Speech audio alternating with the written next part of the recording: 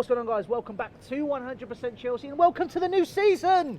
I'm actually going to be putting videos on here again. It's actually quite cool and it's great to be joined by Niinii, Flex, and Rants. You got to start doing some video. Obviously, you can't buy no one, so you knew the transfer thing was going to be quiet. So. I mean, I don't need to buy anyone. Oh, we're talking about the Chelsea team. Oh, okay.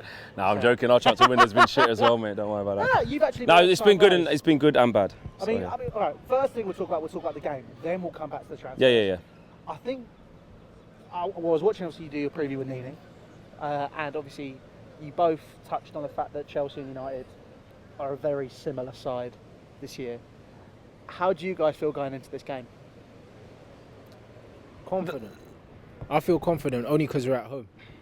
If we weren't at home, I'd assume that you'd be feeling how I'm feeling. Do you know what I mean? Just home advantage, because I think there's so little between the two teams. And that's it. I think, like I said, even on Niini's thing, I predicted like a 2-1 win because of that. Like I said, because of that confidence, because we're at home, first game of the season, everyone will be up for it. And you're hazardless, which always helps. Because even last season, obviously when he was there, we still managed to. We should have beat you at your place. Yeah. Just couldn't hold on, and even.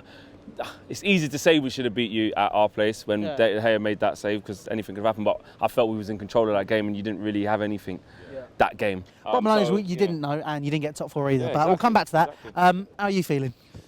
I feel excited. I'm really looking forward to this game. It's not often you get like a top game like this start of the season. As we've been saying, both clubs very similar right now. I think the game's going to be fast.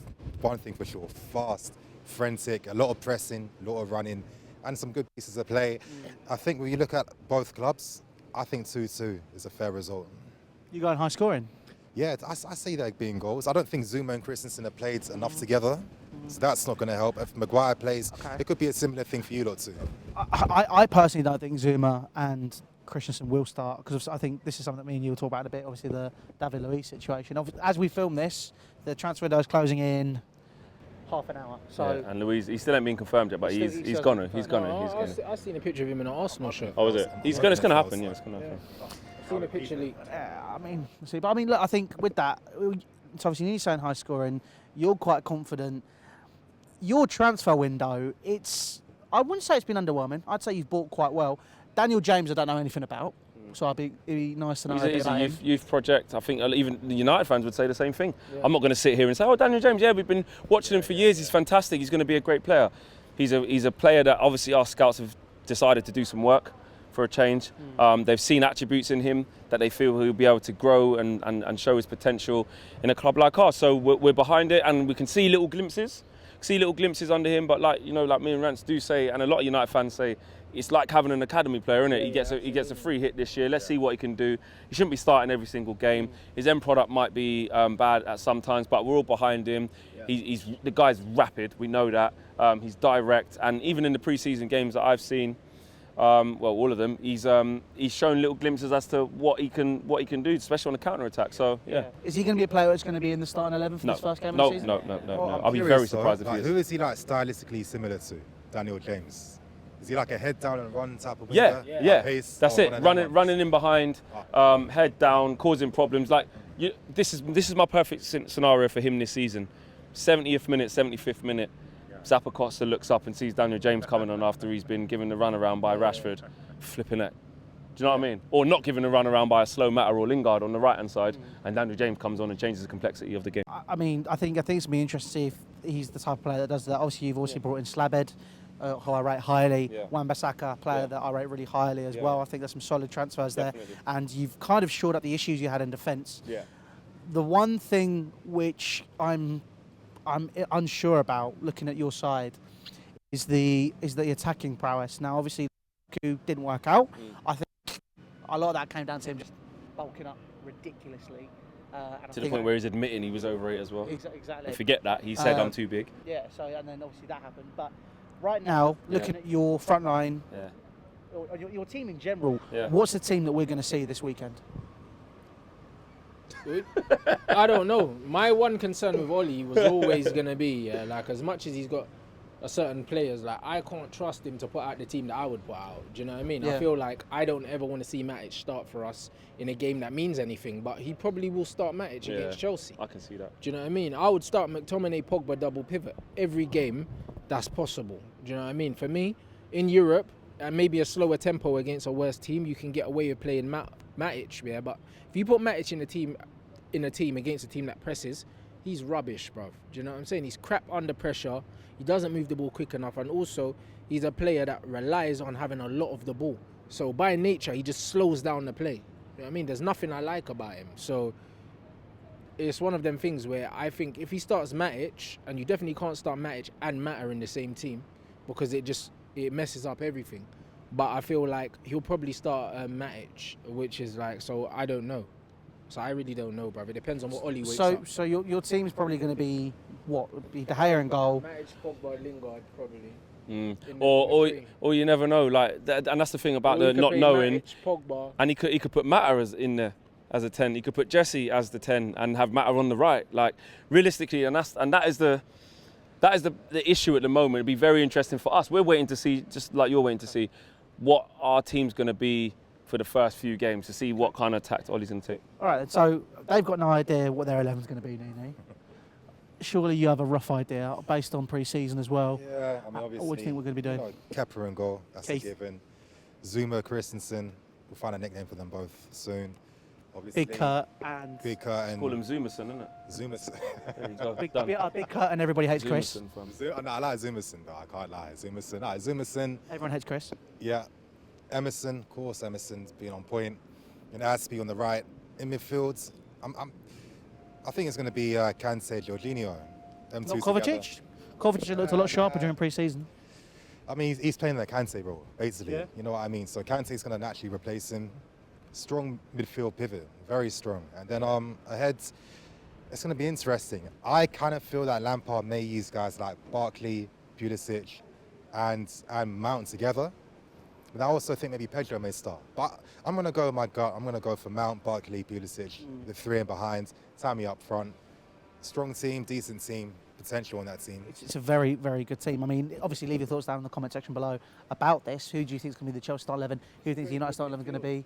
It is. The double pivot of Jorginho and Kante is up there with That's the as energy. good as you can get in the Yeah. Premier Yeah. League, I think, in terms How of would double you- pivot. But that 11 that you've read out, if I'm honest, I expect to beat. I do, just with what we have defensively and the fact that we got Pogba. But there's a big difference, though, because obviously, let's look at Ross Barkley very quickly. Barkley last season under Sarri was playing in a different role, box to box. He couldn't really do it. You know, he's not the type of guy that's press resistant. You don't want him closer to the halfway. He can't do it. Now he's playing as a number 10 in the system. I'm someone that I don't have grudges against players. If you do well, that's what I care about. And Ross Barkley is like someone completely different. Does he look good in pre-season? Yeah, this is coming from But me. number 10, I've He's- always yeah, seen he has- he has him as looked a good. number 10. I mean, Yeah, naturally he is, isn't Chance he? to play there. Yeah, of I think course. the thing with Ross Barkley is I find him really inconsistent, and that's, I mean, when everyone's been raving about him, I've kind of been keeping my temperament and going, well, let's see if he can keep it during the season. If Ross Barkley has an amazing season, does what he's been doing in pre-season, runs riot, scores goals, gets assists, plays those delicious balls he's been playing, then look, I can sit there and very happily go, brilliant. This is someone who we brought in for 15 million, 8 million really, and he's doing this for us. Fantastic bargain, great stuff. But I think it remains to be seen. For me, I think the 11 you've named, that's probably what I'd go with as well. Yeah. I'm in the position, a similar position to these lads. Even though I know we can name an 11, a lot of it's unproven. So I'm not really knowing where we're going to go this season. But again, that's something we'll talk about later. But so we've gone through the predicted 11s. We've gone through a bit of pre-season, how we think we've done, how we think we'll come into it, what the game means. Now let's quickly look ahead a bit. Because it's the first game of the season, what would you say Ole Gunnar Solskjaer has to achieve after 38 games? Where do you expect Manchester United to be? With this current situation, with how our transfer window's gone, we haven't improved in midfield. We've got worse. You have to remember that we have now got worse in midfield, and the same up front. If you think about it, because where the goal's going to come from if they don't play well. If Martial, how many goals did Lukaku get last season? about 16, 17. No, but in the Premier League, should we say? At 8 or 9, I think. Yeah, There you roughly. go. That's fuck all, innit? Like, you know what I'm saying. So at the end of the day, Like, as much as we ain't signed no one to replace him, yeah, if Sanchez chips in with a few goals, that 8 goals is nothing. Do you know what I'm saying? So when I say we've weakened, I don't necessarily think we have, attacking wise. Like, if we can get more out of Sanchez, and also we've got Mason coming through as well. Between the two of them, I'm sure that we can get however many goals Lukaku got between the two of them. I'm confident that we can get that. But what the thing is that was a shit season for Lukaku. That was It was subpar. So if they do get that, we're still missing that kind of goals. In this system, anyway, like, Lukaku was always going to have a season like that because he's not good enough. The bottom line is, I'm looking at, look how many goals we conceded, because we talk about how many goals we scored, but we didn't finish in the top 4 because we conceded stupid goals and ended up losing stupid games. With this back 4 last season, we get top 4 with the goals that we scored. We do, because the stupid draws that the Burnleys and all these Brighton aways and that, they simply don't happen. Do you see what I'm saying? But I think because the midfield is so weak and hasn't been reinvested in, I think it's great that we've improved the back 4. But if your midfield shit and gets bypassed, then you end up conceding in a different manner. Because you're right, we conceded some dumb-ass goals from stupid defensive mistakes with near enough the same midfield we had now, and now that midfield's got worse. And I just feel like if Pogba gets injured, or Pogba's not even at the races, which either or could happen, look at our midfield. Just look at it. Matic, McTominay, Pereira, Fred. That screams. Listen. Wolves has got a better midfield than that. Do you think, that's a very interesting point. I think Wolves could quite easily break top 6 this season. Wolves, Everton. Not even just Wolves. Everton got a better. Yeah. Do you know what I'm saying? But with United, you're right. What I'm saying is, it just worries me. It worries me. That's why I can't go. That's why I can't go. We'll get top 4. Yeah. That's what I'm saying. I feel the same. So really, to answer the question, actually, back to the question is what he has to do. If he gets top 4 with this side, he's done very well. Put some respect on So his name as a manager. if he was to get top 6 again, so say obviously you finish what, 6th? No, but he's meant to get 5th or 6th with this squad. But if it's For me, though, like, I look at United's midfields, I feel that you're a midfield that can get bypassed. Easy. Easy. Pogba, like McTominay, Matic in the pivot, is that enough legs? Really? No, Pogba and McTominay is fine. The problem is when Pogba gets injured, or if Pogba gets injured. I'm not trying to judge him, I'm saying, like, the problem is if Pogba can stay fit for all of the games, that we need him for, I'm not worried about lack of legs, because McTominay is mobile as well. Yeah, do you know what I mean? The Be a big problem is season when for you play McTominay. Matic. I mean, which Ollie will. I mean, so the bottom line is 5th or 6th is probably where United are expected to finish this season. This is going to be a very tight game. Anything above that is well done, Ollie. Anything below that is you're not good enough, really, because like when you look at the quality we do have, as much as we do have weaknesses, the quality we have is enough to finish above Leicester again. It's enough to finish above Wolves. It's enough to finish above Everton. Yes, if you don't, there's some serious. But those teams have strengthened though. They have, and that gap between us and them has maybe not got closer, because I know we invest in our back four, but they have invested. You have to look at how far we finished away from them last season, even with us playing badly. I mean, to be honest, you've taken Leicester's biggest. You've taken Leicester's probably biggest asset defensively. You know, Crystal Palace. You've found a very good back. I mean, for me, it's gonna be a very interesting season for you guys. We'll talk a bit more about Chelsea in a bit.